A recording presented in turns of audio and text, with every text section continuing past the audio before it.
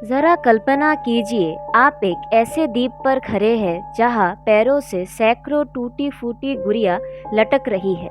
कुछ की आंखें गायब है, कुछ के सिर कटे हुए हैं और कुछ के चेहरे ऐसे हैं मानो वो आपको घूर रही है।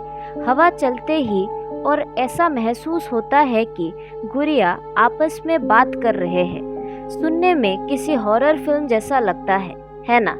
लेकिन अगर मैं आपको कहूँ कि ये जगह सच में मौजूद है और इसकी शुरुआत एक छोटे बच्चे की रहस्यमयी मौत से हुई थी, तो आप क्या कहोगे?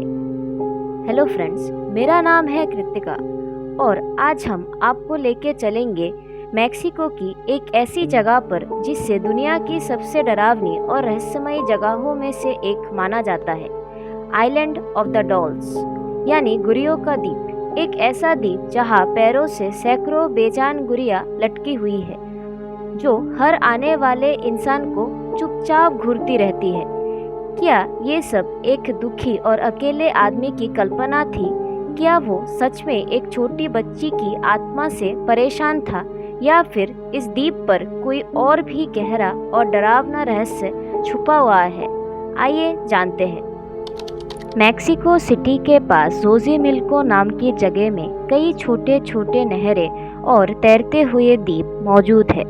उन्हीं में से एक है आइलैंड ऑफ द डॉल्स। पहली नज़र में ये जगह बेहद शांत दिखाई देती है। चारों ओर हरियाली है, पेड़ों और पत्तियों हवाओं में धीरे धीरे हिल रहे हैं। पक्षियों की आवाज़ सुनाई देती है। सब कुछ सामान्य लगता है, लेकिन जैसे जैसे आपकी नाव इसी द्वीप के करीब पहुंचती है, माहौल बदलने लगता है। आपकी नज़र एक पैर पर लटकी गुड़िया पर पड़ती है, फिर दूसरी, फिर तीसरी, और अचानक आपको एहसास होता है कि पूरा द्वीप गुड़िया से भरा हुआ है। टूटी हुई गुड़िया, बिना सिर वाली गुड़िया, एक आँख वाली गुड़िया, धूल मिट्टी और कीड़े से ढकी गुड़िया। कुछ उल्टे लटके हुए हैं, कुछ के हाथ नहीं है और कुछ के चेहरे पर अजीब सी मुस्कान है। ये जगह किसी पर्यटन स्थल से ज़्यादा एक बुरे सपने जैसे लगने लगती है। कई साल पहले डॉन जूलियन संताना बरेरा नाम के एक व्यक्ति ने समाज से दूर अकेले रहने का फैसला किया। उन्होंने इस छोटे से द्वीप को अपना घर बना लिया। वो खेती करते थे, मछलियाँ पकड़ते थे और अपना ज़्यादातर समय भगवान की पूजा में बिता देते थे। उनकी ज़िंदगी शांत थी, लेकिन एक दिन सब कुछ बदल गया। स्थानीय कहानियों के अनुसार डॉन जूलियन ने एक छोटी बच्ची की रोने की आवाज़ सुनी। उन्होंने आसपास तलाश की और उन्हें पता चला कि कथित तौर पर एक छोटी लड़की की इस द्वीप के पास पानी में डूबकर मृत्यु हो गई थी। कुछ समय बाद उन्हें नहरे में एक पुराना गुड़िया तैरती हुई मिली। उन्हें लगा कि ये गुड़िया उसी बच्चे की है। उन्होंने सोचा कि उस बच्चे की आत्मा अभी भी इस जगह पर भटक रही है। उसकी आत्मा को शांति देने के लिए उन्होंने उस गुड़िया को एक पैर पर टंगा दिया, लेकिन उन्हें बिल्कुल भी अंदाज़ा नहीं था कि ये तो बस शुरुआत थी। डॉन जूलियन के अनुसार इसके बाद उनके साथ अजीब घटनाएं होने लगी। उन्हें फुसफुसाने की आवाज़ सुनाई देती थी, कदमों की आहट सुनाई देती थी, कभी कभी किसी बच्चे के रोने की आवाज़ भी सुनाई देती थी। उन्हें हमेशा महसूस होता था कि कोई उन्हें देख रहा है। वो मानने लगे थे कि उस छोटे लड़के की आत्मा अभी भी इस द्वीप पर मौजूद है। खुद को सुरक्षित रखने और उस आत्मा को शांत करने के लिए उन्होंने और गुड़िया इकट्ठा करना शुरू कर दिया। जब भी उन्हें नहरों में कोई पुरानी गुड़िया मिलती, वो उसे उठा लाते। जब भी किसी गांव में कोई टूटी हुई गुड़िया मिलती, वो उसे भी अपने साथ ले आते और फिर उसे किसी पैर पर टंगा देते। एक गुड़िया से शुरुआत हुई, फिर 10 हो गई, 10 से 50, और देखते ही देखते उनकी संख्या सैकड़ों में पहुंच गई। धीरे धीरे पूरा द्वीप गुड़ियों के जंगल में बदल गया। डॉन जूलियन का दावा था कि ये गुड़िया जिंदा है। उन्होंने कहा कि रात में गुड़िया आपस में बातें करते हैं और कभी कभी उन्हें घूरती रहती है। उनका मानना था कि ये गुड़िया उन्हें बुरी आत्माओं से बचाती है।